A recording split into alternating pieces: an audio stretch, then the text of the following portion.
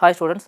So இன்றைக்கி நம்ம பார்க்க போகிறது SSC CGL 2026 current affairs portion பார்க்க போகிறோம். ஸோ நமக்கு தெரியும் எஸ்எஸ்சி சிஜிஎல் பொறுத்த வரைக்கும் கரண்ட் அஃபேர்ஸ் போர்ஷன் ஒரு கால்வாசி 25 கொஸ்டின் கவர் பண்ணுது. ஸோ அந்த 25ல் நமக்கு ஜென்ரல் அவேர்னஸ் கரண்ட் அஃபேர்ஸ் எல்லாம் சேர்ந்து வரும். அதில் மேக்ஸிமம் போர்ஷன் நமக்கு கவர் பண்ணுறது கரண்ட் அஃபேர்ஸ் தான். அதில் நம்ம இன்னைக்கு கிளாஸ் பார்க்க போகிறது எக்கனாமிக்ஸ் பேஸ்டு கரண்ட் அஃபேர்ஸ் பார்க்க போகிறோம். ஸோ அதுக்கு முன்னாடி ஓவராலாக கரண்ட் அஃபேர்ஸ் அப்படின்னு எடுத்துட்டோம்னா என்னென்ன மாதிரியான ஏரியாவில் கொஸ்டின் கேட்குறாங்க அப்படின்னு நான் ஃபஸ்ட்டு சொல்லிடுறேன். ஸோ ஃபஸ்ட்டு நேஷ்னல் நியூஸ், அதாவது இந்தியா சார்ந்த திட்டங்களாக இருக்கட்டும் அல்லது உள்கட்டமைப்புகளாக இருக்கட்டும், அதை பேஸ் பண்ணி நம்ம கொஸ்டின் கேட்பாங்க. தென் ரெண்டாவது பார்த்திங்க அப்படின்னா ஸ்டேட் நியூஸ், அதாவது மாநிலம் சார்ந்த ஒரு தமிழ்நாடாக இருக்கட்டும் கர்நாடகமாக இருக்கட்டும், ஸோ அவங்க அந்த மாநிலத்தில் என்னென்ன மாதிரியான ஸ்கீம்ஸ் கொண்டு வராங்க அல்ல உட்கட்டமைப்பில் என்னென்ன மாதிரியான டெவலப் கொண்டு வராங்க, ஸோ அதை பற்றின கொஸ்டின்ஸ் வந்து நம்ம ஸ்டேட் நியூஸ்க்கு கீழே கேட்பாங்க. தென் மூணாவது கரண்ட் அஃபேர்ஸ், அதாவது எக்கனாமிக்ஸ் பேஸ்டு கரண்ட் அஃபேர்ஸ். இன்றைக்கி நம்ம பார்க்க போகிற கிளாஸ் இதுதான். ஸோ எக்கனாமிக்ஸ் பேஸ்டு கரண்ட் அஃபேர்ஸில் நமக்கு எதை பேஸ் பண்ணி கொஸ்டின் கேட்பாங்க அப்படின்னா, இந்த வருஷம் 2026 வெளியான பட்ஜெட்டாக இருக்கட்டும், தென் எக்கனாமிக் சர்வே, தென் 16வது நிதிக்குழுவோட report, then index and report. So இதை பேஸ் பண்ண கரண்ட் அஃபேர்ஸ் நமக்கு எக்கனாமிக்ஸ் பேஸ்டு கரண்ட் அஃபேர்ஸ் அந்த ஏரியாவில் கேட்பாங்க. இந்த நாலாவது பாலிட்டி கரண்ட் அஃபேர்ஸ். ஸோ இந்தியாவோட அரசியலமைப்பில் என்னென்ன மாதிரியான மாற்றங்கள் நடந்திருக்கு. இப்போ ரீசெண்டாக சபாநாயகர் மேலே பதவி நீக்க தீர்மானம் கொண்டு வந்தாங்க, ஒரு உச்சநீதிமன்ற நீதிபதி மேலே பதவி நீக்க தீர்மானம் கொண்டு வந்தாங்க. ஸோ இந்த மாதிரி அரசியலமைப்பில் என்னென்ன மாதிரியான மாற்றங்கள் நடைபெறுது அப்படின்றத பேஸ் பண்ணி பாலிட்டி கரண்ட் அஃபேர்ஸ் நம்ம கவர் பண்ண போகிறோம். தென் அஞ்சாவது அவார்ட்ஸ் அண்ட் ஹானர்ஸ், அதாவது இந்த ரீசெண்டாக லாஸ்ட் ஒரு 1 இயரில் என்னென்ன மாதிரியான முக்கியமான விருதுகள் இந்தியா சார்பாக கொடுக்கப்பட்டிருக்கு, இல்லை இந்தியர்களுக்கு வெளிநாட்டிலேருந்து வேறு ஏதாவது முக்கியமான விருதுகள் கொடுக்கப்பட்டிருக்கா, ஸோ அதை பேஸ் பண்ணின கரண்ட் அஃபேர்ஸ் நம்ம இந்த ஏரியா கீழே பார்க்க போகிறோம். தென் ஆறாவது பாருங்கள் அப்பாயின்மெண்ட், முக்கியமான நியமனங்கள். ஸோ இந்தியாவில் ஒரு குறிப்பிட்ட ஆண்டுகளுக்கு ஒரு முறை முக்கியமான நியமனங்கள் நடைபெறும். ஸோ அந்த நியமனங்கள் யார் யார் நியமிச்சிருக்காங்க அப்படின்றத பேஸ் பண்ணி நம்ம கொஸ்டின்ஸ் பார்க்க போகிறோம். தென் ஏழாவது பாருங்கள் ஹிஸ்ட்ரி அண்ட் கல்ச்சர், ரொம்ப ரொம்ப முக்கியம். ஸோ இந்தியாவோட கலாச்சாரமே பார்த்திங்க அப்படின்னா ரொம்ப பழமையான கலாச்சாரம். ஸோ இப்போ அதை பேஸ் பண்ண கொஸ்டின்ஸ் அதிகமாக வரும். ஸோ இப்போ இந்த ஹிஸ்ட்ரி அண்ட் கல்ச்சர் ஓரியன்டாக என்னென்ன மாதிரியான மாற்றங்கள் நடந்திருக்கு கரண்ட் அஃபேர்ஸாக. இப்போ ரீசெண்டாக கூட இப்போ விழுப்புரம் மாவட்டம் செஞ்சி கோட்டை இருக்கு இல்லையா, ஸோ அதை வந்துட்டு யுனெஸ்கோ பாரம்பரிய தலமாக அனௌன்ஸ் பண்ணியிருந்தாங்க. ஸோ இந்த மாதிரியான கரண்ட் அஃபேர்ஸாக நம்ம ஹிஸ்ட்ரி அண்ட் கல்ச்சர் அந்த போர்ஷனுக்கு கீழே கவர் பண்ணுவோம். தென் எட்டாவது பாருங்கள் என்விரான்மெண்ட் அண்ட் எக்காலஜி, அதாவது சுற்றுச்சூழல் மற்றும் பல்லுயிர் தன்மை. ஸோ இதை பேஸ் பண்ண கொஸ்டின். இப்போ ரீசெண்டாக கூட நம்ம கேள்விப்பட்டிருப்போம், உத்தரப்பிரதேசத்தில் இந்தியாவின் 100வது ராம்சர் தலமாக ஜெயபிரகாஷ் நாராயணன் பறவைகள் சரணாலயம், ஸோ அதை வந்து அனௌன்ஸ் பண்ணியிருந்தாங்க. ஸோ இந்த மாதிரி என்விரான்மெண்ட் எக்காலஜி இது ஓரியன்டான கரண்ட் அஃபேர்ஸ் அதிகமாக கேட்பாங்க. ஸோ அதை நம்ம ஃபோக்கஸ் பண்ணுறோம். தென் அதுக்கப்புறம் பாருங்கள் ஸ்போர்ட்ஸ் நியூஸ். ஸோ எல்லா எக்ஸாமிலுமே அதிகமாக கேட்குற ஒன் ஆஃப் த டாபிக் இந்த ஸ்போர்ட்ஸ் நியூஸ். ஸோ விளையாட்டுகள். ஸோ விளையாட்டில் ரீசெண்டாக பெரிய இப்போ கூட நமக்கு தெரியும் FIFA 2026 வேர்ல்டு கப் நடந்துகிட்டு இருக்கு இல்லையா. ஸோ இந்த மாதிரி மிக பெரிய டோர்னமெண்ட்டு எங்கெங்கெல்லாம் நடக்குது, அப்படி இல்லைன்னா அதை யார் வின் பண்ணாங்க, யார் ஃபைனலில் தோத்தாங்க, அது இல்லாமல் அந்த ஒரு சில டோர்னமெண்ட்டில் தனிநபர் சாதனைகள் இருக்கும். ஸோ அதை பேஸ் பண்ணி கேட்பாங்க. ஸோ இந்த மாதிரியான கேள்விகளை நம்ம ஸ்போர்ட்ஸ் ரிலேட்டட் கரண்ட் அஃபேர்ஸ் இதுக்கு கீழே நம்ம பார்ப்போம். தென் 10வது டாபிக் பாருங்கள் புக்ஸ் அண்ட் ஆத்தர்ஸ். ஸோ ரிப்பீட்டடாக ஒரு கொஸ்டின் இந்த புக்ஸ் அண்ட் ஆத்தர்ஸ் வந்து எப்போவுமே கேட்பாங்க. அதாவது புக்ஸ் அண்ட் ஆத்தர்ஸ்னு எடுத்துட்டோம்னா இந்தியாவில்னு சொல்லிட்டு ஒரு ஃபெமினியன்ட் ஆத்தர்ஸ், அதாவது ரொம்ப ஃபேமஸான ஆத்தர்ஸ் ஒரு குறிப்பிட்ட பேர் ஒரு 10 பேருக்குள்ளே இருப்பாங்கன்னா, ஸோ அவங்களோட சமீபத்திய புத்தகங்கள் என்ன அப்படின்றத நம்ம பார்த்துக்கணும். அப்படி இல்லைன்னா முக்கியமான செலிப்ரிட்டிஸ் அல்லது ஒரு ஃபேமஸான பர்சன் அவங்க தங்களுடைய சுயசரிதை எழுதுவாங்க இல்லையா, ஸோ அந்த ஆட்டோபயோகிராஃபி அதை நம்ம பார்த்துக்கணும். இப்போ ரீசெண்டாக கூட லாஸ்ட் இயர் 2025 நம்ம அமர்த்தியாசன், நோபல் பரிசு வாங்கின அமர்த்தியாசன் அவருடைய சுயசரிதை புத்தகமான தியாஸ்லை அப்படின்ற ஒரு புத்தகத்தை எழுதியிருப்பார். ஸோ இது மாதிரியான சுயசரிதை புத்தகங்களை இந்த டாபிக் கீழே நம்ம பார்க்குறோம். Then last and final science and technology. So India தன்னை சயின்ஸ் அண்ட் டெக்னாலஜி, அதாவது அறிவியல் தொழில்நுட்பத்தில் எந்தளவு டெவலப் பண்ணி மற்ற நாடுகளுக்கு எவ்வளோ போட்டியாக இருக்காங்க, ஸோ அப்படின்றதுக்கு கீழே இந்த சயின்ஸ் அண்ட் டெக்னாலஜி. ஸோ இந்த ஏரியாவெல்லாம் கவர் பண்ணிட்டோம் அப்படின்னா நமக்கு எஸ்எஸ்சிஜியில் ஒரு பார்ட், அதாவது ஜென்ரல் அவேர்னஸ்னு இருக்கும் இல்லையா, 25 கொஸ்டின்ஸ். ஸோ அதில் மேக்ஸிமம் கேட்குற கரண்ட் அஃபேர்ஸ் போர்ஷனை நம்ம கவர் பண்ணிடலாம். ஸோ இதுதான் இந்த கரண்ட் அஃபேர்ஸ்க்கான ஓவர்வியூ. ஸோ இதை தான் நம்ம டாப்பிக்காக ஒன் பை ஒன்னாக பார்க்க போகிறோம். அதில் இன்றைக்கி ஃபஸ்ட்டு கிளாஸில் நம்ம பார்க்க போகிறது economics based current affairs. So டாப்பிக்கில் போயிடலாம். ஸோ இந்த எக்கனாமிக் பேஸ்டு கரண்ட் அஃபேர்ஸ் இன்றைக்கி கிளாஸில், ஸோ எக்கனாமிக்ஸில் என்னென்ன மாதிரியான கரண்ட் அஃபேர்ஸ் கேட்பாங்க அப்படின்றத நான் 3ஆக பிரித்து எடுத்து வந்திருக்கேன். அதில் ஃபஸ்ட்டு நம்ம பார்க்க போகிறது எக்கனாமிக் சர்வே. அதாவது ஒவ்வொரு வருஷமே இந்தியா என்ன பண்ணுவாங்கன்னா பட்ஜெட்டுக்கு முன்னாடி எக்கனாமிக் சர்வே வெளியிடுவாங்க. அதாவது இந்தியாவுக்கு இதுக்கு முன்னாடி எவ்வளோ வந்து ஜிடிபி இருந்திருக்கு, இப்போ எவ்வளோ இருக்குது, ஸோ எவ்வளோ நம்ம அச்சீவ் பண்ண போகிறோம், ஸோ அப்படின்ற எக்கனாமிக் சர்வே வெளியிடுவாங்க ஒவ்வொரு வருஷமும் பட்ஜெட்டுக்கு முன்னாடி. தென் அதுக்கப்புறமா யூனியன் பட்ஜெட் 2026. ஸோ நம்ம தெரியும் இல்லையா, ஒவ்வொரு வருஷமும் இந்தியா என்ன பண்ணுவாங்கன்னா அடுத்த ஆண்டுக்கான எவ்வளோ செலவு எவ்வளோ வரவு இருக்குது அப்படின்றத ஒரு பட்ஜெட் தாக்கல் பண்ணுவாங்க. தென் அந்த பட்ஜெட், தென் லாஸ்ட்டாக 3வது 16வது ஃபினான்ஸ் கமிஷனோட ரிப்போர்ட், அதாவது 16வது நிதிக்குழுவின் அறிக்கை. ஸோ இந்த 3ஐயும் நம்ம பார்த்துட்டோம் அப்படின்னா கண்டிப்பாக எக்கனாமிக் பேஸ் பண்ணி என்ன மாதிரியான கொஸ்டின் கேட்டாலும் நம்மளால் அப்ரோச் பண்ண முடியும். சரியா, ஓகே. ஸோ இதில் நம்ம ஃபஸ்ட்டு பார்க்க போகிறது எக்கனாமிக் சர்வே 2025-26. ஸோ ஆல்ரெடி சொன்ன மாதிரி ஒவ்வொரு வருஷமும் பட்ஜெட் வெளியிடுறாங்க அப்படின்னா அந்த பட்ஜெட்டுக்கு ஒரு நாளைக்கு முன்னாடி எக்கனாமிக் சர்வே வெளியிடுவாங்க. ஸோ இந்த எக்கனாமிக் சர்வேயை எந்த அமைப்பு வெளியிடுறாங்க அப்படின்னா நிதி அமைச்சகத்துக்கு கீழே செயல்படுற தலைமை பொருளாதார ஆலோசக அமைப்பு. ஸோ இப்போதைக்கு இந்தியாவோட தலைமை பொருளாதார ஆலோசகர் சீஃப் எக்கனாமிக் அட்வைசராக இருக்கிற யார் அப்படின்னா ஆனந்த நாகேஸ்வரன். ஸோ அவர் தலைமையிலான குழு தான் இந்த எக்கனாமிக் சர்வே வெளியிட்டிருக்காங்க. ஸோ இதில் நம்ம எக்ஸாம் பாயிண்ட் ஆஃப் வியூவில் என்னென்ன மாதிரியான கேள்விகள் கேட்பாங்க அப்படின்றத நம்ம 1 by 1 பாயிண்ட் பை பாயிண்ட்டாக பார்த்துடலாம். சரியா? ஓகே. அதில் நம்ம ஃபஸ்ட்டு பார்க்க போகிறது ஜிடிபி க்ரௌத் ரேட். ஸோ இதில் என்ன சொல்லியிருக்காங்கன்னு பாருங்கள். இந்தியாவோட real GDP growth rate financial year 2026 7.4% இருக்கும் அப்படின்றத கணிச்சிருக்காங்க. அதாவது 2025 to 26 இந்த 1 இயரில் 7.4% இருந்திருக்கு அப்படின்னு சொல்கிறாங்க. இது வந்து அந்த ஜனவரி இப்போ 2026 இல்லையா, அந்த ஜனவரி மந்த்தை பேஸ் பண்ண ஒரு ரிப்போர்ட்டில் சொன்ன அறிக்கை. ஆனால் உண்மையிலே பார்த்திங்க அப்படின்னா ஏப்ரலில் இந்தியாவோட அதாவது ministry of statistics and planning implementation புள்ளியியல் மற்றும் திட்ட அமலாக்கத்துறை. ஸோ இவங்க என்ன சொல்கிறாங்கன்னா இந்தியாவோட அந்த ஜிடிபி க்ரௌத் லாஸ்ட் 1 இயர் அதாவது 2025 to 26 அதில் எவ்வளோ இருந்திருக்குன்னு சொல்கிறாங்கன்னா 7.7% இருந்திருக்குன்னு சொல்கிறாங்க. ஏன்னா இந்த ரெண்டையுமே நம்ம தெரிஞ்சு வச்சுக்கணும். அதாவது எக்கனாமிக் சர்வேல என்ன சொல்லியிருக்காங்கன்னா 2025 to 26 இந்த எக்கனாமிக் இயரில் இந்தியாவோட ஜிடிபி க்ரௌத்து 7.4% இருக்குன்னு சொல்லியிருக்காங்க. பட் அது வந்து ஜனவரி மந்த் எடுத்த அந்த ரிப்போர்ட்டை பேஸ் பண்ணி தான் சொல்லியிருக்காங்க. ஆனால் மார்ச் முடிஞ்சதுக்கப்புறம் ஏப்ரலில் நம்மளுடைய ministry of statistics and programme implementation இவங்க என்ன சொல்கிறாங்கன்னா லாஸ்ட் 1 இயரில் இந்தியாவோட அந்த ஜிடிபி க்ரௌத் பொருளாதார வளர்ச்சி 7.7% இருந்திருக்குன்னு சொல்கிறாங்க. ஸோ அப்போ அவங்க என்ன சோர்ஸ் எக்ஸாமில் கேட்குறாங்களோ அதுக்கேற்ற மாதிரி நம்ம ஆன்சர் போடணும். சப்போஸ் நம்ம 7. இப்போ உங்களுக்கு கொஸ்டின் கேட்குறாங்க, கொஸ்டினில் 7.4 இல்லாமல் 7.7 இருக்குன்னா நீங்கள் 7.7 எடுத்துக்கணும். ஸோ அந்த மாதிரியான நம்ம ஒரு புரிதலோடு படிச்சுக்கணும். சரியா? ஓகே. தென் இதுக்கப்புறம் நமக்கு ஜென்ரலாக எப்படி கேட்கலான்னா இந்த ஜிடிபி அடிப்படையில் இந்தியா வந்துட்டு 6th அதாவது 2026 ஜனவரியில் மொத்த உள்நாட்டு உற்பத்தியின் அடிப்படையில் இந்தியா 4வது வலிமையான நாடாக இருந்தாங்க. அதுக்கப்புறம் இப்போ இந்த போர்னால் சில அந்த டிரான்ஸ்போர்ட்டேஷன் இஷ்யூனால என்ன பண்ணிட்டாங்கன்னா இந்தியா அந்த உள்நாட்டு உற்பத்தியின் அடிப்படையில் 6வது பிளேஸ் உலகத்திலேயும் 6வது கண்ட்ரியாக இருக்காங்க. ஸோ இந்தியாவோட இப்போதைய ஜிடிபியோட ரேட் அதாவது அமௌண்ட்டில் சொல்லலாம் அப்படின்னா 4.15 ட்ரில்லியன் அமெரிக்க டாலர். ஸோ கேட்கலாம் பார்த்துக்கோங்க. இந்தியாவோட அதாவது இன்டர்நேஷ்னல் மானிட்டரி ஃபண்ட் இருக்காங்க இல்லையா, ஸோ அவங்களோட ரிப்போர்ட் படி 2026 ஏப்ரலில் இந்தியாவோட ஜிடிபியோட அளவு என்னன்னு கேட்டாங்கன்னா 4.15 ட்ரில்லியன் அமெரிக்க டாலர். சரிங்களா? ஓகே. ஸோ ஒரு ட்ரில்லியன் அப்படின்றது எதுக்கு ஈக்குவல்னு கேட்கலாம். 1,00,000 கோடியை தான் நம்ம ஒரு ட்ரில்லியன் அப்படின்னு சொல்கிறோம். ஓகே. ஸோ இதில் என்ன சொல்ல வரான் பாருங்கள். கண்டினியூஸாக 4வது ஆண்டாக தொடர்ந்து 4வது ஆண்டாக உலகளவில் வேகமாக வளரும் முக்கிய பொருளாதாரமாக இந்தியா திகழ்கிறது. ஸோ கண்டினியூஸாக 4வது நாடாக ரொம்ப வளர்கிற பொருளாதார நாடாக நம்ம இருக்கிறோன்னு சொல்கிறாங்க. ஓகே. தென் அடுத்து பாருங்கள். இதே எக்கனாமிக் சர்வேல அடுத்த பாயிண்டில் என்ன சொல்லியிருக்காங்க அப்படின்னா economic survey projects India's economics growth to baseline between 6.8% to 7.2% for financial year 27. அதாவது இதில் என்ன சொல்ல வர்றாங்க அப்படின்னா அடுத்த நிதியாண்டு இருக்கு இல்லையா, இப்போ 2026 2027.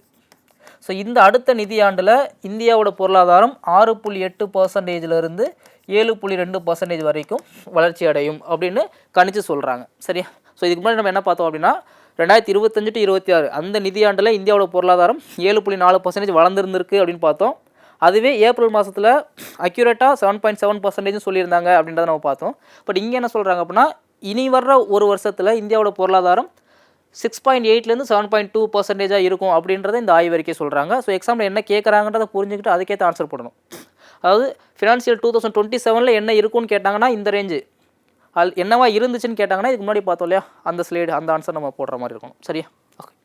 ஸோ அடுத்த பாயிண்ட் பாருங்கள். Potential growth rate India's baseline potential economic growth rate has been revised upward to 7% from the previous estimate of 6.5%. So இந்த ஸ்லைடில் என்ன சொல்கிறாங்க அப்படின்னா இந்தியாவோட பொருளாதார வளர்ச்சி ஜென்ரலாக ஆவரேஜாக எவ்வளோ இருக்குன்னா 6.5. இப்போ இந்த ஆவரேஜ் என்ன சொல்லுவாங்கன்னா இப்போ நம்ம ஒரு ரோட்டில் ஒரு கார் போகுது. ஸோ அந்த கார் ஆவரேஜாக 6.5 km/h 6.5 km/h வேகத்தில் போகுது அப்படின்னா என்ன அர்த்தம், அந்த என்ஜினும் அந்த ரோடு கண்டிஷனும் அதை வச்சு பார்க்கும்போது அந்த கார் வந்து ஆவரேஜாக ஒரு 6.5 km/h வேகத்தில் போகுது அப்படின்னு சொல்லுவாங்க. பட் அதுவே 7 km/h வேகத்தில் போகுதுன்னா என்ன அர்த்தம், அப்போது அந்த ரோடோ அந்த என்ஜினோ கொஞ்சம் டெவலப் ஆகிருக்கு. ஸோ அதான் சொல்கிறாங்க இந்தியா வந்து எப்போவுமே ஒரு சராசரியாக ஒரு வருஷத்துக்கு 6% க்ரோத் ஆகிற நாடா அப்படின்ற மாதிரி இருந்தது. இப்போ அந்த சராசரின்றது என்னவா மாறிடுச்சுன்னா 7% மாறிடுச்சு. அதாவது அதே ஃப்ளோவில் போனால் கூட மினிமம் நம்மளால் 7% க்ரோத் ஆக முடியும் அப்படின்னு சொல்கிறாங்க. இதுக்கு முன்னாடி அது 6.5% தான் இருந்துச்சு. இப்போ ஃபார் எக்ஸாம்பிள் உங்களுக்கு ஈஸியாக புரியணும்னா, இப்போ ஒரு மாணவர் இருக்காங்கன்னு வச்சுக்கோங்களேன். அந்த மாணவர் ஜென்ரலாக எப்போவுமே ஒரு 60 மார்க் எடுப்பான். ஒரு சராசரியாக ஒரு 60 மார்க் எடுப்பான். ஒரு எக்ஸாம் வச்சு 60 மார்க் எடுப்பான். அவனே நாளைக்கு நல்லா படிக்க என்ன ஆகும்? அவனுடைய சராசரி மார்க் அதிகமாகும் இல்லையா? அதே மாதிரி இந்தியாவை என்ன பண்ணுறாங்கன்னா, தன்னுடைய சராசரியான 6.5% வளர்ச்சியை தாண்டி இப்போ இந்தியான்னு எடுத்துட்டோம்னா சராசரியாகவே 7% வளர்ந்துருவாங்க அப்படின்ற மாதிரி ஒரு கண்டிஷனுக்கு வந்திருக்காங்க. அப்போ இது காரணம் என்ன? இந்தியா வந்து தன்னுடைய உட்கட்டமைப்பையும் அந்த பொருளாதார வளர்ச்சியையும் டெவலப் பண்ணியிருக்காங்க. அந்த பேஸையே வந்துட்டு டெவலப் பண்ணியிருக்காங்க அப்படின்றத இங்கே சொல்ல வர்றாங்க. சரி, ஓகே. ஸோ அடுத்து பாருங்கள், இது ஒரு முக்கியமான point. Record foreign exchange reserves. இந்தியாவோட forex reserves hit and all time high of $701.4 billion. So இதில் என்ன சொல்ல வராங்கன்னா, ஜனவரி 2026 நிலவரப்படி இந்தியாவின் அந்நிய செலாவணி இருப்பு. ஸோ அந்நிய செலாவணி இருப்புனா ஃபாரின் கரன்சி, மெயினாக சொல்லணும்னா அமெரிக்க டாலர். ஸோ அந்த அமெரிக்க டாலர் எவ்வளோ இருக்குன்னு பாருங்கள். அமெரிக்க டாலர் மட்டும் இல்லை, ஓவராலாக ஃபாரின் கரன்சி. ஸோ இந்தியாட்ட 701.4 பில்லியன் அமெரிக்க டாலர் அளவுக்கு இருக்குன்றாங்க. ஓகே.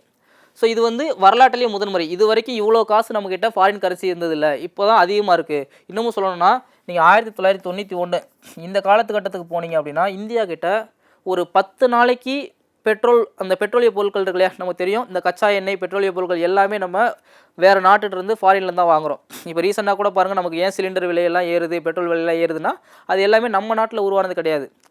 கல்ஃப் கண்ட்ரிஸ் நம்ம வாங்குகிறோம். ஸோ அங்கே அந்த கப்பல் போக்குவரத்தை நிப்பாட்டினதுனால அது டேரெக்டாக நம்மளை பாதிக்குது இல்லையா? ஸோ அப்போ எல்லாமே நம்ம வேறு நாடுகள்லேருந்து வாங்குகிறோம். ஸோ அப்படி இருக்கும்போது 1991 நம்மக்கிட்ட ஒரு 10 நாளைக்கு பெட்ரோல் வாங்குறதுக்கு கூட காசு இல்லாத ஒரு சுச்சுவேஷன் இருந்துச்சு. அப்போ தான் நம்ம என்ன பண்ணோம், எல்பிஜி அப்படின்ற ஒரு கான்செப்டே கொண்டு வந்தோம். இது நீங்கள் எக்கனாமிக்ஸ் படிக்கும்போது படிச்சிருப்பீங்க. மன்மோகன் சிங் நிதியமைச்சராக இருக்கும்போது. ஸோ வேறு வழி இல்லாமல் இந்திய நாட்டுக்கு வேறு நாட்டு கம்பெனிகளை கொண்டு வரதுக்காக இந்த எல்பிஜி அப்படின்ற ஒரு கான்செப்டில் கொண்டு வந்து தான் நம்ம கொஞ்சம் கொஞ்சம் டெவலப் பண்ணோம். பட் இப்போது இந்தியாவோட நிலை பாருங்க, இது வரைக்கும் இல்லாத அளவுக்கு இந்தியாவோட ரிசர்வ் வங்கியில் 701.4 பில்லியன் அமெரிக்க டாலர் அளவுக்கு ஃபாரின் கரன்சி இருக்குது. இது என்ன சொல்கிறாங்கன்னா, இதை வச்சு நம்மளால் 11 மாதம் அரௌண்ட் 1 இயருக்கு நம்மளால் வேறு நாடுகளிலிருந்து ஃபாரின்லேருந்து நம்மளால் பெட்ரோலிய பொருட்களை வாங்கி வைக்க முடியும் அப்படின்னு சொல்கிறாங்க. ஸோ இந்தியா ரொம்ப சேஃபான பொசிஷனில் இருக்குது. அப்போ இந்த மாதிரி இருக்கும்போது என்ன பண்ணுவாங்க, வேறு நாடுகள் மற்ற நாடுகள் இந்தியாவில் கம்பெனி தொடங்குறதுக்கு யோசிக்காமல் தொடங்குவாங்க. ஏன்னா நம்மகிட்ட ஃபாரின் கரன்சி வந்து அதிகமாக இருக்கிறதுனால அவங்க யோசிக்காமல் நம்மகிட்ட கம்பெனிஸ் வந்து தொடங்குவாங்க. ஸோ அதனால் இது எக்ஸாம் பாயிண்ட் ஆஃப் வியூ ரொம்ப ஒரு முக்கியமான பாயிண்ட்டாக பார்க்கலாம். ஏன்னா இது வரைக்கும் இல்லாத அளவுக்கு ஒரு ரெக்கார்டு 700 பில்லியன் அமெரிக்க டாலர் இந்தியாட்ட ஃபாரின் கரன்சியாக இருக்குது அப்படின்றது. ஸோ அதை தான் இந்த சர்வேல சொல்லியிருக்காங்க. ஸோ அடுத்த ஸ்லைடில் என்ன சொல்லலாம்னு பாருங்கள். Historically low inflation. அதாவது இன்ஃப்ளேஷனாக என்ன, பணவீக்கம். ஸோ இது வரைக்கும் இல்லாத அளவுக்கு மிக குறைவான பணவீக்கம் பதிவாயிருக்கு. எப்போது 2025 ஏப்ரல்லேருந்து டிசம்பர் வரைக்கும் பார்த்திங்க அப்படின்னா கன்சியூமர் ப்ரைஸ் இண்டெக்ஸ், அதாவது நுகர்வோர்னா யாருக்கு, நம்ம தான். ஸோ கடைசியில் நம்ம வாங்குகிறோம் இல்லையா, அதை வச்சு கால்குலேட் பண்ணுறது தான் இந்த கன்சியூமர் ப்ரைஸ் இண்டெக்ஸ், நுகர்வோர் பணவீக்கம். அது இது வரைக்கும் இல்லாத கம்மி பர்சன்டேஜாக 1.7% தான். அதாவது ஒரு தக்காளி இதுக்கு வரைக்கும் நம்ம 10 ரூபாய்க்கு வாங்கியிருந்தோம் அப்படின்னா, ஏப்ரலில் 10 ரூபாய்க்கு வாங்கியிருக்கோம் அப்படின்னா, ஸோ அதுக்கப்புறம் டிசம்பரில் 2025 ஒரு 11 ரூபா 70 பைசா. ஸோ ரொம்ப கம்மியாக தான் வந்துட்டு விலை வந்து உயர்ந்திருக்கு அப்படின்றத சொல்கிறாங்க. இதுவுமே பார்த்திங்கன்னா வரலாற்றிலேயே முதல் முறையாக கம்மியாக இருக்குது. ஸோ இது எதனால் இது கம்மியாகுது அப்படின்னு பார்க்கும்போது, இந்தியா லாஸ்ட் 1 இயரில் அதிகமான விளைச்சல், அதாவது விவசாய உற்பத்தி அதிகமாக உருவாக்கியிருக்காங்க. அதுக்கு என்ன காரணம், பருவமழை கடைசி 1 இயரில் கரெக்டாக பேஞ்சிருக்குன்றது ஒரு காரணமாக இருந்தாலும், இன்னொரு காரணம் விவசாயத்தில் நம்ம புது டெக்னாலஜி கொண்டு வந்திருக்கோம். விவசாயிகளை ஊக்கப்படுத்துகிற மாதிரி நிறைய திட்டங்கள் கொண்டு வந்திருக்கோம். ஸோ இதனால் உணவுப் பயிர்களோட உற்பத்தி அதிகமாக இருக்குது. உணவுப் பயிர்களோட உற்பத்தி அதிகமானதுனால உணவுப் பொருட்களோட விலை பெரிய அளவில் அதிகமாகலை அப்படின்றத இந்த இண்டெக்ஸு, இந்த கன்சியூமர் ப்ரைஸ் இண்டெக்ஸ் சொல்லுது. இதனால் இந்த பணவீக்கம் நம்ம சொல்கிறோம் இல்லையா, பணவீக்கம்னா என்ன, பொருளோட விலை அதிகரிக்கிறது. அந்த பொருள் விலை அதிகரிப்புன்றது ரொம்ப கம்மியாக பதிவாயிருக்கு. அப்போ எக்ஸாம் பாயிண்ட் ஆஃப் வியூ நம்ம கேட்டாங்கன்னா கண்டிப்பாக இந்த பர்சன்டேஜ் டேரெக்டாக கேட்க வாய்ப்பு இருக்குது. ஸோ பார்த்து வச்சுக்கணும். ஸோ அடுத்து இந்த சர்வேல எதை பற்றி பேசியிருக்காங்கன்னா, multi decade low banking NPA. So என்பிஏனா நான் பெர்ஃபார்மிங் அசட். ஸோ தமிழில் வாரா கடன் சொல்லுவாங்க. அதாவது வாரா கடன் என்னென்னா, இப்போ ஃபார் எக்ஸாம்பிளுக்கு ஒருத்தவங்க நம்ம கடன் கொடுக்குறோம். ஸோ அந்த கடனுக்கு பேங்க் வந்து ஒரு லிமிட் கொடுத்துருப்பாங்களே, இந்த டேட்டுக்குள்ளே நீங்கள் பே பண்ணணும் அப்படின்னு சொல்லிட்டு. ஸோ அந்த ஒரு லிமிட் இருக்கும், அந்த டேட்டை தாண்டி 90 நாட்கள் ஆல்ரெடி ஒரு லிமிட் கொடுத்துருப்பாங்க, இந்த நாளுக்குள்ளே பே பண்ணணும்னு சொல்லி. ஸோ அதை தாண்டி 90 நாட்களுக்கு அந்த கடன் வரலை அப்படின்னா அதை வந்து வாரா கடன் அப்படின்னு சொல்லுவாங்க. ஸோ அப்படி பேங்க் ஒரு லிமிட்டு கொடுத்து பே பண்ணலை அப்படின்னா அது பேங்க்குக்கு லாஸ் தானே. ஸோ அதை தான் என்ன சொல்கிறாங்க, வாரா கடன் சொல்கிறாங்க. ஸோ அந்த மாதிரி உள்ள வாரா கடன் இது வரைக்கும் இல்லாத அளவுக்கு ரொம்ப கம்மியாக தான் இருக்குது. அதாவது 2.2% தான் இருக்குது அப்படின்னு சொல்லியிருக்காங்க. அப்போ இது காரணம் என்ன, ஒன்று வங்கிகள் கரெக்டான நபர்களை தேர்ந்தெடுத்து லோன் கொடுத்துருக்காங்க, கடன் கொடுத்துருக்காங்க அப்படின்ற ஒரு ரீசன். ரெண்டாவது, நிறைய பேர் அந்த கடனை அந்த குறிப்பிட்ட நாட்களுக்குள்ளே திருப்பி கொடுத்துருக்காங்க. அப்படி கொடுத்ததுனால தான் வாராக்கடனோட அளவு குறைஞ்சிருக்கு. ஸோ எவ்வளோ பாருங்கள், 2.2% இது டேரெக்டாக கேட்கலாம். சரி, இது வரைக்கும் இல்லாத அளவுக்கு ரொம்ப கம்மியாக இருக்குது 2.2% வாராக்கடன். ஸோ இப்படி வாராக்கடன் கம்மியாகிறதுனால இந்தியாவோட பொருளாதாரத்துக்கு என்ன பெனிஃபிட்டு? ஸோ நிறைய கடன் திரும்பி வந்துச்சுன்னா வங்கிகள் கடன் கொடுக்கறதுக்கு யோசிக்க மாட்டாங்க, அதிகமாக கடன் கொடுப்பாங்க. அதே ஒரு வங்கிகள்கிட்ட காசு அதிகமாக இருக்க என்ன ஆகும் அப்படின்னா, அதன் மூலமாக கடன் பெறவங்களோட எண்ணிக்கை அதிகமாகும். தொழிற்சாலைகளாக இருக்கட்டும் அல்லது எம்எஸ்எம்இ இருக்கட்டும், இவங்க என்ன பண்ணுவாங்க, அதிகமாக கடன் வாங்குவாங்க. அதன் மூலமாக தொழில்துறை டெவலப் ஆகும். ஸோ அதை தான் இந்த ரிப்போர்ட்டில் சொல்ல வராங்க. இது வரைக்கும் இல்லாத அளவுக்கு வாராக்கடனோட பர்சன்டேஜ் 2.2% ரொம்ப மினிமமாக தான் இருக்குது அப்படின்றத இங்கே சொல்ல வராங்க. ஸோ அடுத்த எக்கனாமிக் சர்வேல எதை பற்றி பேசுகிறாங்கன்னா, குளோபல் இன்னோவேஷன் இண்டெக்ஸ் பாருங்கள். India's rank in global innovation index improved statistically 38th position in 2025. அதாவது 2019 இந்த குளோபல் இன்னோவேஷன் இண்டெக்ஸ்னால் ஒன்றும் இல்லை, உலகளாவிய கண்டுபிடிப்பு குறியீடு. அதாவது புதுசாக கண்டுபிடிக்கிறது அறிவியல் தொழில்நுட்பத்தில். ஏன்னா இப்போ இருக்கிற ஒரு ஜென்ரேஷனில் நம்ம ஏஐ ஜென்ரேஷனில் இருக்கும். ஸோ இப்போ இருக்கிற ஜென்ரேஷனில் எந்த அளவுக்கு நம்ம புதுசாக கண்டுபிடிக்கிறோமோ அந்தளவுக்கு தான் நம்மளால் டெவலப் ஆக முடியும். பழைய தொழில்நுட்பத்திலேயே அல்லது பழைய டெக்னாலஜிலேயே நம்ம இருந்தோம் அப்படின்னா கண்டிப்பாக நம்மளால் பொருளாதாரத்துலேயும் சரி எதுலேயுமே நம்மளால் டெவலப் ஆக முடியாது. ஸோ அதனால் இந்தியா பாருங்கள், அந்த மாதிரியான புதுமையான கண்டுபிடிப்புக்குன்னு ஒரு குறியீடு வெளியிடுறாங்க. இந்த குறியீடை வெளியிடுறது யார்? உலக அறிவுசார் சொத்துரிமை அமைப்பு, வேர்ல்டு இன்டலெக்சுவல் ப்ராப்பர்ட்டி ஆர்கனைசேஷன் சொல்லுவாங்க. ஸோ இதோட ஹெட் குவார்ட்டர்ஸ் எங்கே இருக்குன்னு பாருங்கள், சுவிட்சர்லாந்தில் இருக்கிற ஜெனீவாவில் இருக்குது. ஸோ இதையுமே டேரெக்டாக எக்ஸாமில் கேட்கலாம். ஓகே, ஸோ இவங்க எல்லா நாடுகளுக்கும் சேர்த்து ஒரு இண்டெக்ஸ் வெளியிடுவாங்க, எந்த நாடு அதிகமாக புதுசாக கண்டுபிடிக்கிறாங்க அப்படின்னு வெளியிடுவாங்க. ஸோ அந்த இண்டெக்ஸில் தான் இந்தியா 2019 66வது பிளேஸில் இருந்தது. இப்போ 2025 38வது பிளேஸ், ரொம்ப இம்ப்ரூவ் ஆகிருக்காங்க. அப்போ என்ன பண்ணுறாங்கன்னா, இந்தியா வந்துட்டு இந்த புதிய கண்டுபிடிப்புகளுக்கு ரொம்ப முன்னுரிமை தர்றாங்க. யார் யாரெல்லாம் புதுசாக கண்டுபிடிக்கணும்னு நினைக்கிறாங்களோ அந்த மாதிரியான எம்எஸ்எம்இயாக இருக்கட்டும், தொழில்துறையாக இருக்கட்டும், ஸோ அவங்களுக்கெல்லாம் ஒரு லோன் கொடுக்குறது, ஒரு கடன் கொடுக்குறது, இந்த மாதிரி அவங்கள சப்போர்ட் பண்ணி அவங்கள என்கரேஜ் பண்ணுறாங்க இந்தியா. ஸோ அதனால தான் நம்ம இந்த ஒரு பிளேஸில் இருக்கோம் அப்படின்றத இங்கே சொல்ல வராங்க. தென் அடுத்து எக்கனாமிக் சர்வே என்ன சொல்லலான்னு பாருங்கள், ரெக்கார்டு அக்ரிகல்ச்சர் ப்ரொடக்ஷன். ஸோ இந்த எக்கனாமிக் சர்வேல நிறைய விஷயங்களை சாதனைகளாக சொல்லியிருக்காங்க, அதுதான் நமக்கு எக்ஸாம்லையும் கேட்பாங்க. அதில் ஒன்று தான் இந்த ரெக்கார்டு அக்ரிகல்ச்சர் ப்ரொடக்ஷன். பாருங்கள், 2024-25 இந்த ஆண்டில் நாட்டின் உணவு தானிய உற்பத்தியானது இது வரைக்கும் இல்லாத சாதனை. இப்போ நம்ம இது வரைக்கும் பார்த்து எல்லாத்துலேயுமே பாருங்களேன், இது வரைக்கும் இல்லாத ஒரு சாதனையை மென்ஷன் பண்ணியிருப்பாங்க. ஸோ அதுதான் நம்ம எக்ஸாம்லேயுமே அதிகமாக கேட்கறதுக்கான பாசிபிலிட்டி இருக்கும். ஓகே, ஸோ இது வரைக்கும் இல்லாத சாதனையாக 3577 லட்சம் மெட்ரிக் டன் அந்தளவுக்கு நம்ம என்ன பண்ணியிருக்கோம்னா உணவு தானியம் வந்து உற்பத்தி பண்ணியிருக்கோம். இதுலேயே அதிகமாக உற்பத்தி பண்ண உணவு தானியம் எதுன்னு கேட்டாங்கன்னா நெல். சரியா, நம்ம சாப்பிட்றல அரிசி. ஸோ அதுதான் இருக்கிற அதிகமாக உற்பத்தி பண்ணியிருப்பாங்க. அதுக்கப்புறமா கோதுமை. ஓகே, ஸோ பாருங்கள், இது முந்தைய ஆண்டு, அதாவது 2023-24 இந்த ஆண்டு உற்பத்தி பண்ண தானியங்களை விட அரௌண்ட் 7.6% அதிகமாக உற்பத்தி பண்ணியிருக்காங்கன்னு சொல்கிறாங்க. ஸோ இது காரணம் என்ன அப்படின்றத அடுத்த ஸ்லைடில் சொல்லியிருப்பாங்க பாருங்கள். இந்த இந்தியாவின் அசுர உற்பத்தி உயர்வுக்கு காரணமான முக்கியமான 4 காரணிகள். ஸோ எதனால் இந்தியா வந்து இவ்வளோ உற்பத்தி பண்ணாங்க? ஏன்னா நமக்கு தெரியும் இல்லையா, 1960-61 காலங்களில் இந்தியாவில் மிகப்பெரிய பஞ்சம், எல்லாருக்கும் கரெக்டான உணவே கிடைக்கல. ஸோ அந்த மாதிரியான ஒரு சுச்சுவேஷன் இருக்குது.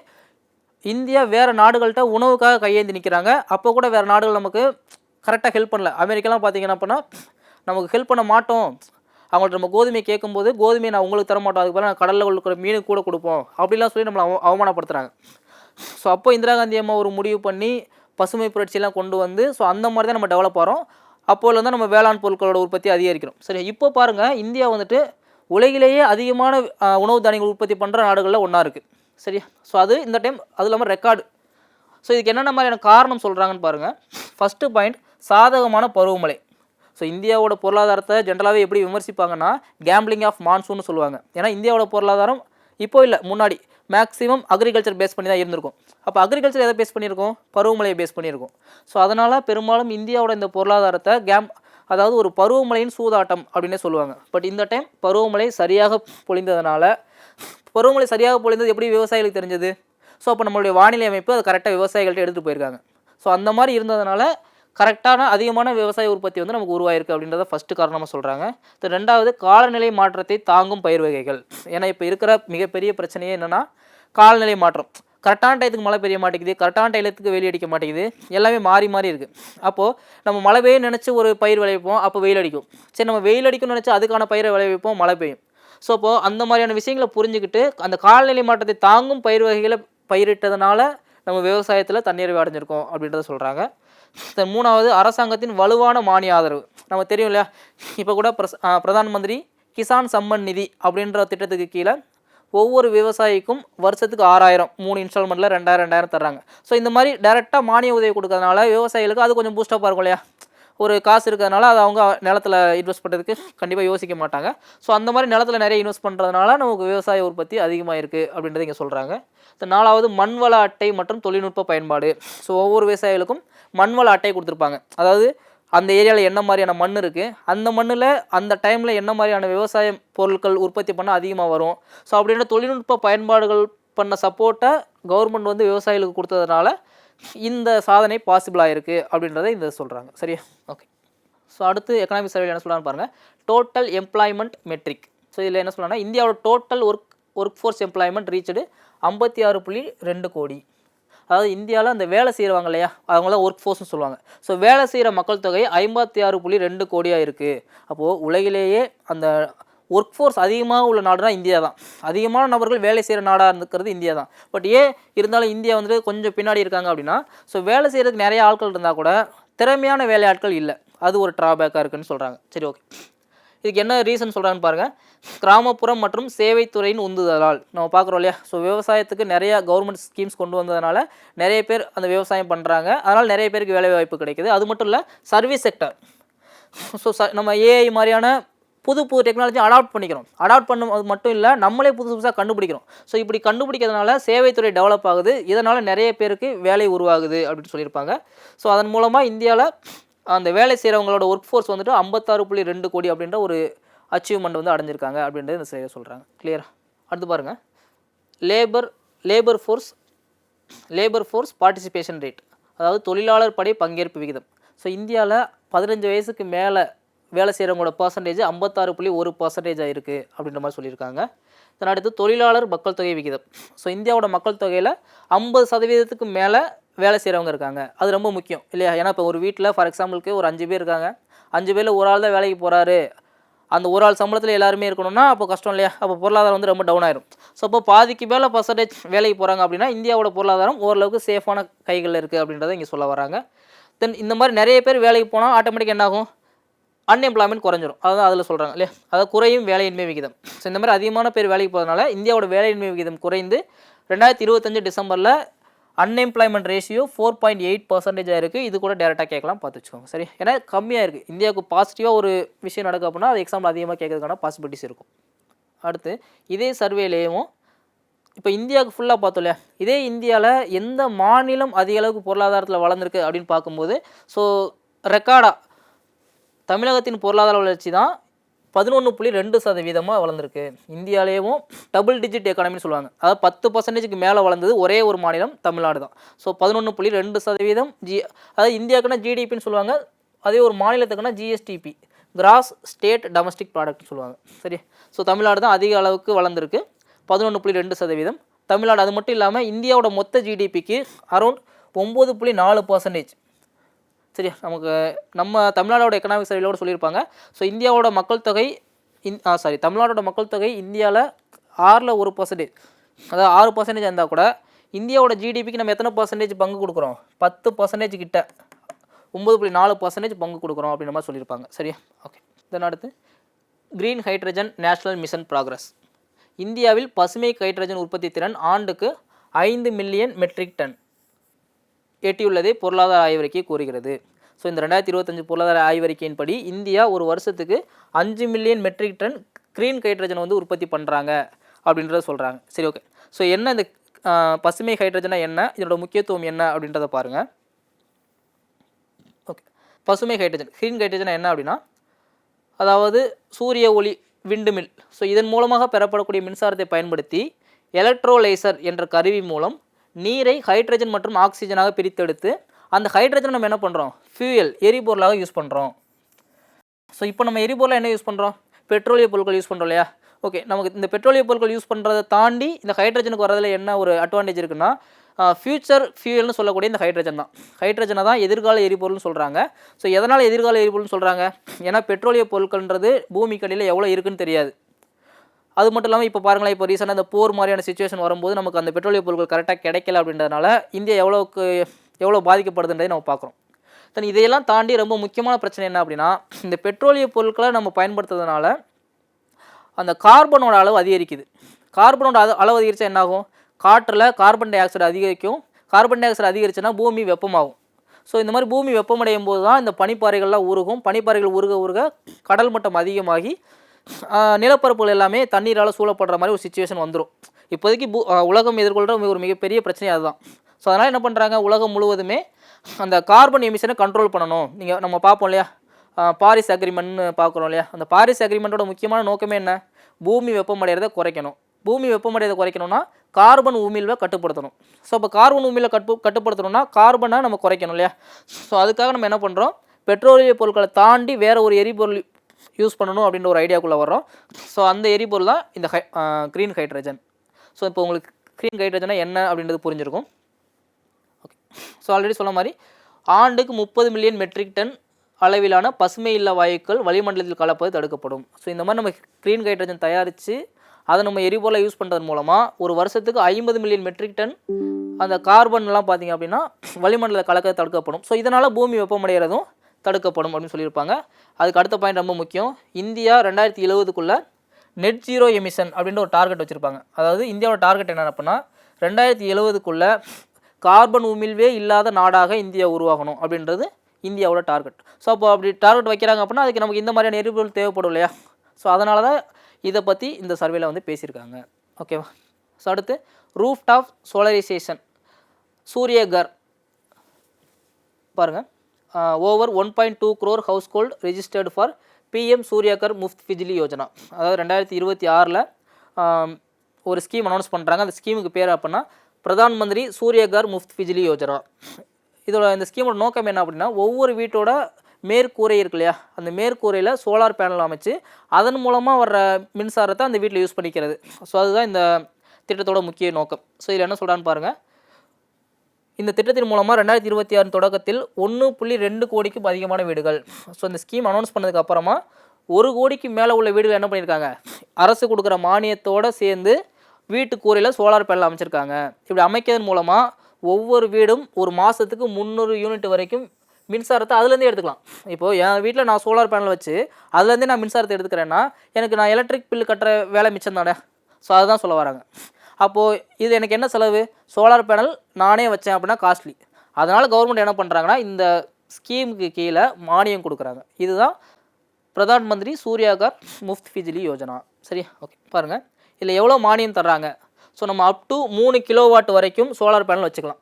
அதுக்கு மேலே வச்சோம் அப்படின்னா அதுக்கு வந்து மானியம் தர மாட்டாங்க. 3 கிலோவாட் வரைக்கும் அதிகபட்சமாக 78,000 வரைக்கும் மானியம் தர்றாங்க. ஸோ இது எந்தளவுக்கு யூஸ் ஆகுதுன்னு பாருங்களேன். ஒரு 3 கிலோவாட் சோலார் பேனலை கவர்மெண்ட்டோட சப்போர்ட் இல்லாமல் நம்மளே நம்ம வீட்டு கூரையில் வச்சோன்னா அரௌண்ட் 1.5 லட்சம் வரைக்கும் செலவாகுது. ஆனால் அதில் கவர்மெண்ட் எவ்வளோ மானியம் கொடுக்குறாங்க, 78,000. அதாவது 50% மேலே கவர்மெண்ட்டே மானியம் கொடுத்துட்றாங்க. ஸோ அப்போ நமக்கு வைக்கிறது ஈஸி தானே. ஸோ அப்படி வச்சு அதன் மூலமாக வர்ற கரண்ட்டை நம்ம கவர்மெண்ட் கொடுக்க போகிறது கிடையாது, நம்மளே தான் யூஸ் பண்ண போகிறோம். ஸோ அதெல்லாம் என்ன சொல்கிறாங்கன்னா, நீங்கள் ஒரு 3 கிலோவாட் சோலார் பேனல் வீட்டில் வச்சிங்கன்னா அதன் மூலமாக உங்களுக்கு ஒரு 300 யூனிட் கரண்ட் வந்து ப்ரொடியூஸ் ஆகும். அந்த 300 யூனிட் உங்களுக்கு ஃப்ரீ தானே. ஸோ அப்போ உங்களுக்கு அந்த எலக்ட்ரிக் பில் கட்ட வேண்டிய வேலை மிச்சம் அப்படின்றத இங்கே சொல்ல வராங்க. ஸோ இந்த ஸ்கீமுக்கு பேர் பிரதான் மந்திரி சூரியகர் முஃப்த் பிஜிலி யோஜனா. கேட்கலாம், பார்த்து வச்சுக்கோங்க. சரி, அடுத்து இந்த எக்கனாமிக் சர்வேல எதை பற்றி பேசியிருக்காங்க அப்படின்னா ப்ளூ எக்கானமி 2.0. ஓகே, அதாவது நீல பொருளாதாரம். ஸோ நீல பொருளாதாரம்னா என்ன நம்ம தெரியல. ப்ளூ ரெவல்யூஷன் எதை பற்றி படிக்கிறது, அதாவது மீன் உற்பத்தியை பற்றி படிக்கிறது. அதே தான் இங்கேயும். சரி, நீல பொருளாதாரம் அப்படின்றது கடலோர மாநிலங்கள் இருப்பாங்க இல்லையா, அல்லது கடலோர மக்கள். ஸோ அவங்களுடைய பொருளாதாரத்தை டெவலப் பண்ணுறது. எப்படி டெவலப் பண்ணலாம், செயற்கை மீன் வளங்களை உற்பத்தி பண்ணுறதன் மூலமாகவும் இல்லை அந்த கடலோர வளங்களை பாதுகாக்கிறதன் மூலமாகவும் அவங்களோட பொருளாதாரத்தை டெவலப் பண்ணலாம். ஸோ அவங்களோட பொருளாதாரம் டெவலப் பண்ண அந்த கடலோர மீன்கள் இது மாதிரியான ஏற்றுமதி அதிகரிக்கும். ஸோ இந்த மாதிரி ஏற்றுமதி அதிகரிக்கும் போது இந்தியாவோட பொருளாதாரம் டெவலப் ஆகும். ஸோ இதை தான் என்ன சொல்கிறாங்க அப்படின்னா நீல பொருளாதாரம் அப்படின்னு சொல்கிறாங்க. இதில் மெயினாக அவங்க எதை ஃபோக்கஸ் பண்ணுறாங்கன்னா இறால் வளர்ப்பு. ஸோ உலகிலேயே அந்த இறால் வளர்ப்பு அதிகமாக ஏற்றுமதி பண்ணுற நாடு இந்தியா. ஸோ இதன் மூலமாக இந்தியா அதிகமான பொருளாதார லாபமும் ஈட்டுறாங்க. ஸோ இது இன்னும் கொஞ்சம் டெவலப் பண்ணணும் அப்படின்றதுக்காக தான் இந்த ப்ளூ எக்கானமி 2.0 அப்படின்றத இம்ப்ளிமெண்டேஷன் பண்ணியிருப்பாங்க. ஸோ இதை பற்றி சர்வேலையும் சொல்லியிருக்காங்க. சரியா? ஓகே. ஸோ இதுக்கப்புறம் நம்ம பார்க்க போகிறது யூனியன் பட்ஜெட். ஸோ இப்போ வரைக்கும் நம்ம எக்கனாமிக் சர்வே முடிச்சிருக்கோம். எக்கனாமிக் சர்வே தெரியும் இல்லையா, யூனியன் பட்ஜெட்டுக்கு முந்தின நாள் ரிலீஸ் பண்ணுவாங்க. ஸோ இது வரைக்கும் நம்ம பார்த்தது பார்த்தீங்கன்னா எக்கனாமிக் சர்வே 2026. ஸோ எக்கனாமிக் சர்வேல என்னென்ன மாதிரியான தகவல்கள் பார்த்தாங்க, எக்ஸாம் பாயிண்ட் ஆஃப் வியூ என்னென்னலாம் நம்ம கேட்பாங்க அப்படின்றத பார்த்தோம். ஸோ நம்மளோட அடுத்த கிளாஸில் யூனியன் பட்ஜெட் 2026 பார்க்குறோம். ஸோ பட்ஜெட்டில் என்னென்ன மாதிரியான தகவல்கள் சொல்லியிருக்காங்க, அதை நம்ம எக்ஸாம் பாயிண்ட் ஆஃப் வியூ என்னென்ன மாதிரி கேட்பாங்கன்றதை பார்ப்போம். ஃபர்தராக நம்ம அடுத்த கிளாஸில் பார்க்கலாம். தேங்க்யூ.